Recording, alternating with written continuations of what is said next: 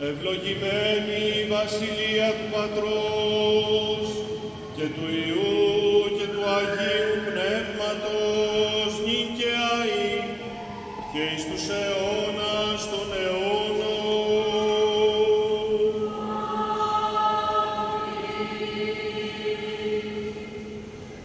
Pacea Domnului să ne rugăm.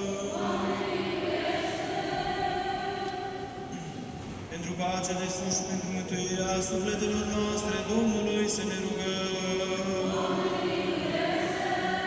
Pentru pacea toată lumea, pentru bunăstarea Sfintelor lui Dumnezeu Biserici, pentru unirea tuturor, Domnului să ne rugăm.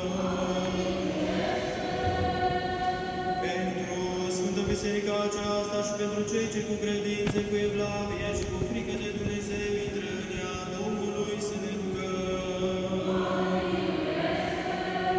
Pentru înalta Sfințitul Părintele nostru Iosif, Arhiepiscopul Ortodox Român al Europei Occidentale și Mitropolitul Ortodox Român al Europei Occidentale și Meridionale, pentru cinstita preoțime și cea întru Hristos diaconime și pentru tot clerul și poporul,